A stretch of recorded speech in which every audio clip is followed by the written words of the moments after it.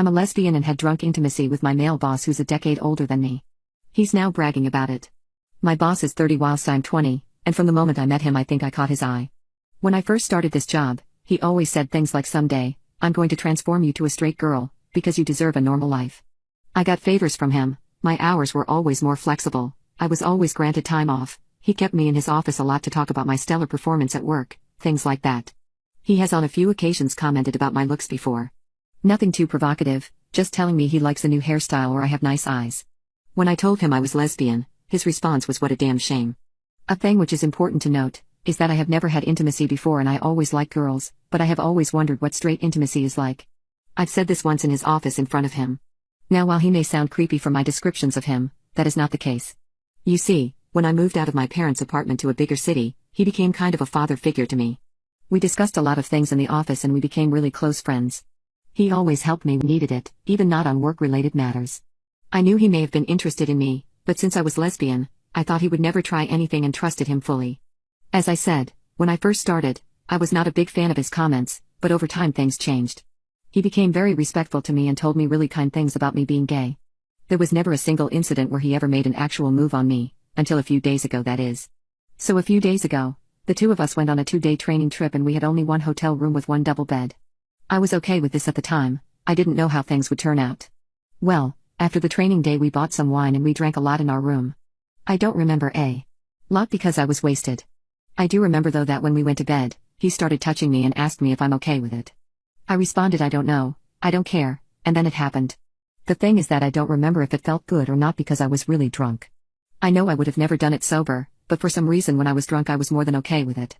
The morning after it happened I had a really bad hangover and the covers of the bed were covered in my red. I went out and cried. Called my sister-in-law who I was pretty close to. She told me that this stuff happens, two people get drunk and have intimacy so I just don't think it was rope. I talked to him about what happened the next day and how I felt about it. He said that every man would take bagging a lesbian as an achievement and that he expected it to happen because he is a man.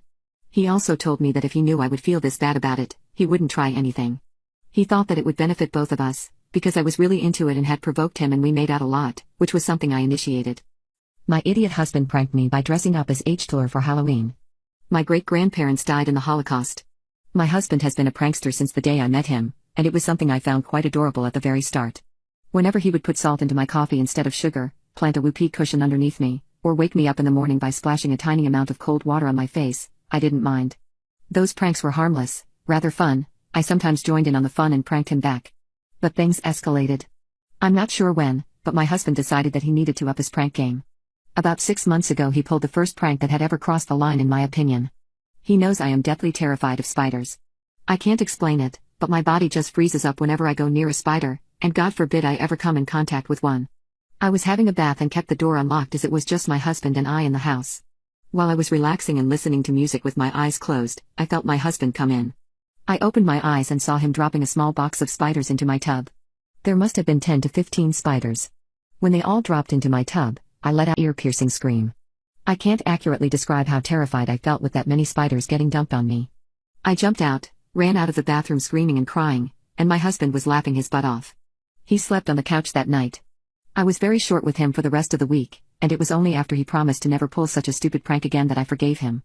Well, he did not stick to his word. The stupid pranks kept coming. Granted they were not as traumatic as the spider prank, but they were still too far. Pranks like calling me pretending to be my deceased mother, pouring water onto me when I'm already awake, and even on one occasion putting his nut into my smoothie. I was super mad at all of these, and the nut one led to a huge argument between us. That one happened 2 months ago, and it's safe to say our relationship has not been the same since. I used to see a silly and goofy man who partakes in the joys of life, whereas now I see an utter man-child incapable of acting like an adult. The final line was crossed a week ago on Halloween. We had the house decorated for the kids in our neighborhood, but we don't have kids and we're not planning to dress up. I was working late, and came home around 8 p.m., expecting a chill night and maybe a movie with my husband, nothing serious. When I walked into the house, I saw NZ symbolic hanging on the main wall in the living room. My husband then proceeded to step out and walk downstairs, yelling in German, yelling Deutschland and dressed with a NZ outfit as well as a fake mustache. He actually looked exactly like H-Tiller, and my jaw actually dropped. He knows that my great-grandparents were Jewish, they died in Dachau. He knows this is a topic which affects me deeply, and considering I'm Jewish myself I greatly admire my great-grandparents and have the utmost respect for what they went through. Seeing my husband yell broken German while imitating Hitler and raising his hand in the air was what put the nail in my coffin in our marriage. I started packing and went to leave, and as I was leaving he stopped me. Still in the outfit, and tried to ask me what I was doing in German. I told him stuff like, "This is the reason our marriage is over. I left then and there and have been staying with my brothers, and I'm starting the process of a divorce. I don't think my husband thinks I'm serious about this yet." He sent me a picture on Snapchat of him in the costume with his hand in the air just yesterday. My manipulative boyfriend contracted chlamydia but swear on his life that he never cheated, but I didn't either. 6 days ago, my boyfriend told me he tested positive for chlamydia. I was so outraged, there were so many things going on in my mind. I didn't sleep with anyone throughout these 2 years we have been together. I of course thought he cheated on me. He had been very secretive about his phone for the last while, but when I snooped through it while he slept to try to get some confirmation, I found nothing. There was never any concrete proof in my eyes until now. I asked him, but he swore on his own life he didn't. I asked him why he was so secretive about his phone for the last while in that case and denied being secretive, and gave me his phone there and then to look through it again, but I denied. Later that day, we talked on the phone and he was actually really convincing about the fact he didn't cheat. I thought initially, maybe he got it before we started seeing each other and just never got tested. So I asked him about that. He said he actually did get tested once, 1 year ago, and was negative. Then I was outraged some more as to why he even got the test done originally.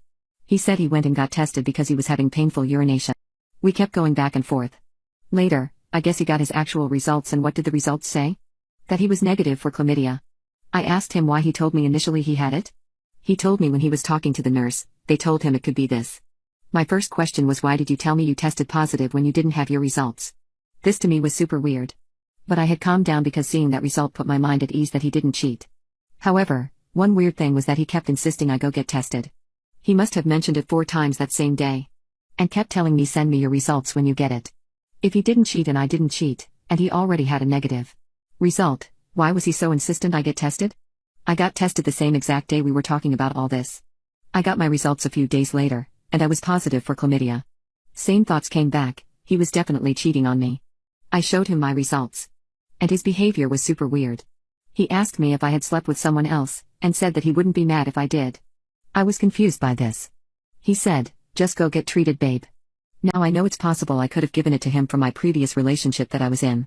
But no, I had actually gotten tested in 2018, after my ex and I broke up, and 4 other times during the course of our relationship. I was negative each time. I only got tested during our relationship because I was having weird symptoms like burning urination for months, and my gynecologist would always automatically test me for diseases. One time I was tested during my PAP. My boyfriend tried to convince me the times I was negative could have been a false negative. There is absolutely no way all these times I got tested were false. He also tried to convince me I probably had this for a long time since my ex had cheated on me with multiple women. Honestly, my theory is that he cheated on me, started having symptoms, went and got tested and treated, got tested again to show he was negative and then tell me about it so he could put the blame on me. I know that I very well could have a false positive, but how common is this really? I'll go get tested again just to make sure, but this is definitely not the behavior I would expect from my boyfriend. My nightmare mother-in-law got our baby lotion with latex despite the fact he is allergic to it, so I sold her present and used the money for myself. My mother-in-law never liked me, and I'm pretty sure that the main reason for this is because I am black. She has never said this outright, of course, but comments like, "I can't trust you people, your kind do steal a lot, your hair is so fuzzy and crazy, why don't you tidy it?" make it very obvious that racism is indeed the driving factor for her hatred towards me. I remember the very first time I met her. She seemed very shocked to see me. She wasn't hostile to me that day, but later on pulled her son out of the room to talk to him in private. Later my husband told me that she told him that she expected me to be different. She never elaborated on it, but I did see my husband seem rather uncomfortable for the rest of the visit.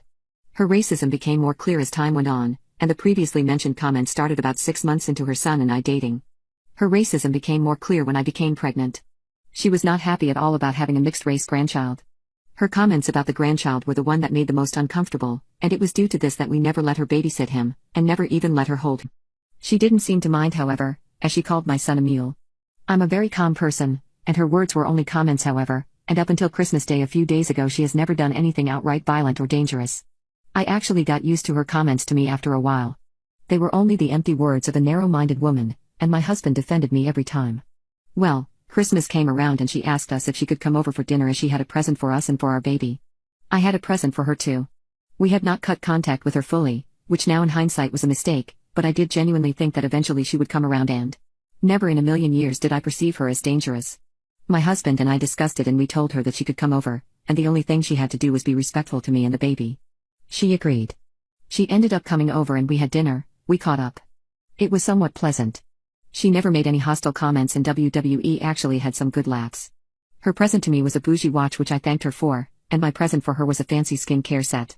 Her present for our 1-year-old baby was some lotions and creams supposed to help with calm sleeping through the nights, as well as rashes and irritations.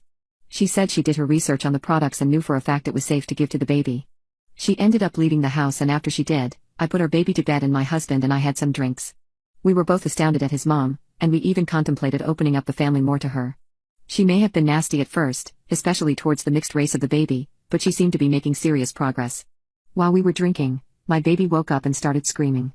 I went to check on him, and I decided to try out the sleep cream my mother-in-law got for the baby. She had told me it was safe, and being tipsy, I didn't check any of the ingredients as the thought of there being something my baby could not have did not cross my mind. I applied the cream and went back downstairs.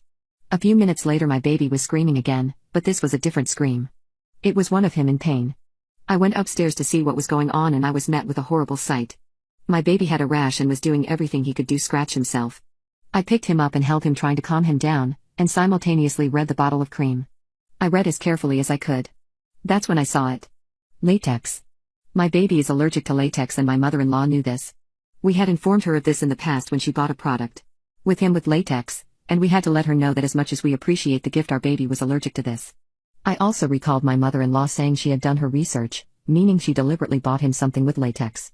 Once I realized my baby was having an allergic reaction, I administered antihistamines, as well as an EpiPen to avoid anaphylaxis as recommended by a doctor. I called my husband upstairs and informed him of what had happened. This was thankfully not a severe reaction, and other than my baby not sleeping all night as well as having hives and rashes, he was okay in the end. The next morning we called my mother-in-law, furious with what had happened. She played dumb, and she tried her best to act very confused and apologetic, but she's a bad actor and both my husband and I could tell she was lying. She definitely bought this on purpose. We told her that we will be cutting contact with her, and this was followed by her pleading us not to, telling her we can't punish her over a small mistake. We disregarded her crocodile tears and ended the phone call, then proceeded to block her on everything.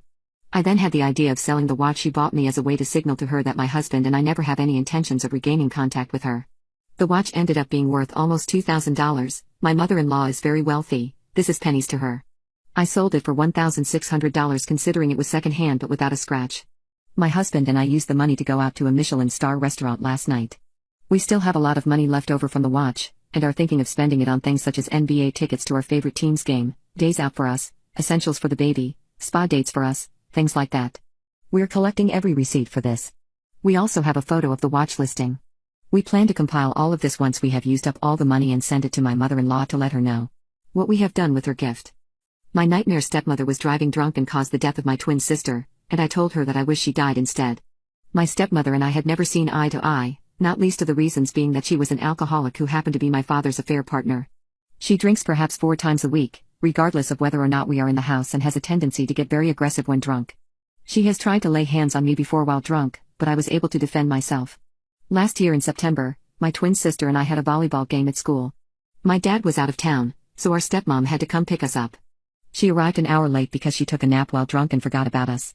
As soon as we got in the car, I could tell that she was a little tipsy and I insisted we get out and call a cab. My stepmother persisted however, saying she's fine and has done this many times. Before we could protest further, she started going on a rant about how we disturbed her nap while driving off. Long story short, she ran a stop sign at an intersection. We got into a horrible accident. Most of that night was a blur, but I remember the last few minutes before the crash. I was hospitalized for weeks, but my twin sister passed away that night. I can't describe how I feel. I lost my best friend who I shared everything with. My sister knew exactly how I felt about everything because we experienced life together. Now, I constantly feel like I'm a zombie.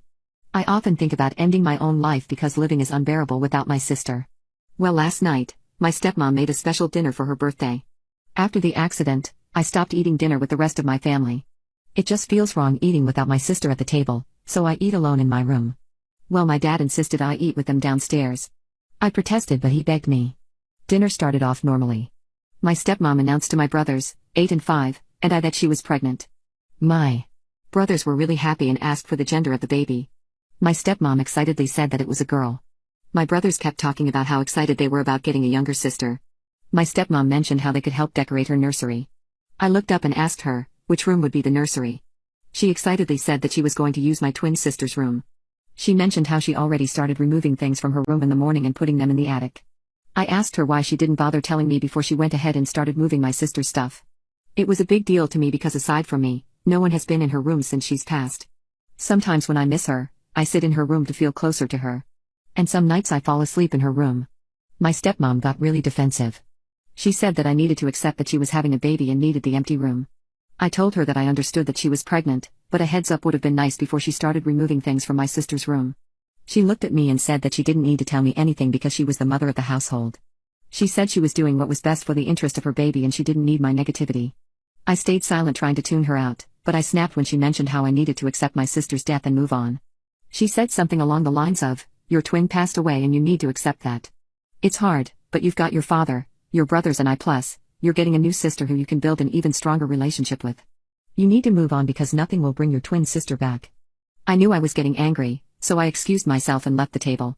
My dad started yelling about how I was being dramatic and I needed to come back or I'd be grounded. I continued walking away, until my stepmom said, "I don't understand what her problem is.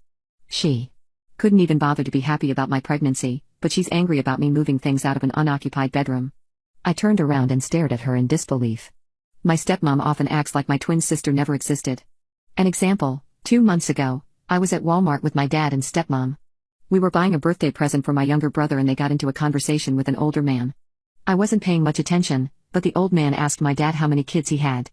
My dad said he had 4 kids, but my stepmom responded saying, "Number 3. She does stuff like that all the time, which drives me insane." Anyway, I started going off on her and she sat there quietly. I mentioned how she's been the cause of every major traumatic event in my life. I reminded her that she knowingly started sleeping with a married man.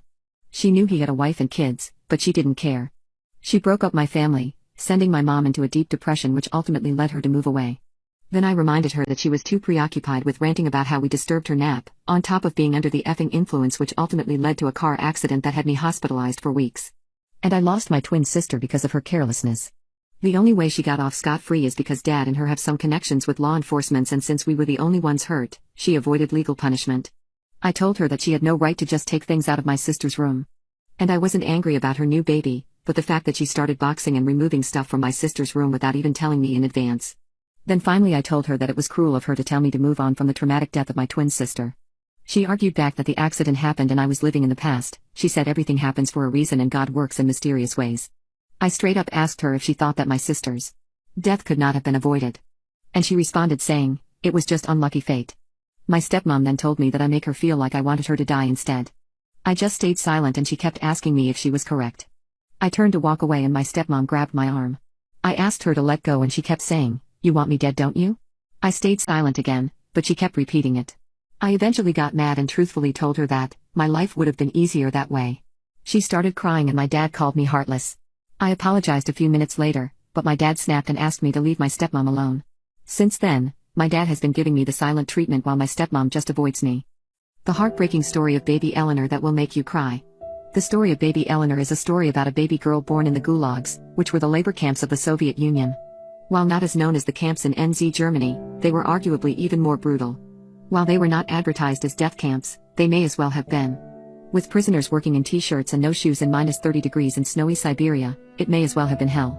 The story of baby Eleanor is written from the perspective of the mother of Eleanor. Her mother has went on to state that giving birth to her child was the worst crime that has ever been committed. Eleanor was born in a dirty cell and cold cell, with no clothes or food. Her mother had to work all day and all night, and ration the already starvation diet provided to her in the camps between her and her baby, Eleanor. Eleanor was always frail, always sick and always pale in the face. Her small bed which she slept on beside her mother was covered in fleas and urine, and she would cry non-stop. She was suffering greatly, but there was nothing that could be done to feed or clothe her properly as the authorities paid no attention to this. This was not the real horror, however. The real horror came when Eleanor was almost 1 year old. She was taken away from her mother and placed in the nursery of the camp, where she would be looked after by a nurse and not her own mother. This nursery would have 30 or 40 babies, and only one nurse who was just as starved and underpaid to look after them. Due to this, the nurse never cared. She would shovel piping hot porridge into the mouth of every single baby there, often leaving nasty wounds and marks which were never treated and became infected. The beds shared by many children were dirty, old and cold, covered in insects and fleas. The nurse would physically boot the children out of their beds. The kids were always so cold and so mistreated, that after a certain point they stopped crying. 2-year-olds were so used to being treated this way that all they could do was whimper. all while the hot porridge was poured into them. Eleanor's mother would try to visit as often as she could, but she was not allowed to do so all the time. Over time, she saw Eleanor getting weaker and weaker, her already slim body turning into a living skeleton, as black circles grew around her eyes, and her pale face had started to turn gray. Bruises covered Eleanor head to toe, as she spent her days mistreated while her mother was never able to help her. The very last interaction Eleanor's mother had with Eleanor is perhaps the saddest account ever. Eleanor was scooped up by her mother and began to cry, began to scream and weakly bite and try to hit her, with her weak little fist thumping against her mother's chest. "I want home," cried baby Eleanor. The mother goes on to write that what Eleanor called home was a tiny, filthy disease-riddled cell with a flea-infested bed with no food or warmth. That was home to her. That was home to Eleanor. The next time her mother came to visit her, Eleanor was no longer there. She had passed away and what was done with her was unknown. Nobody ever cared to inform the mother. The sad reality is this was not only the story of Eleanor. This was the story of hundreds of thousands of children that went through the horrors of the gulags.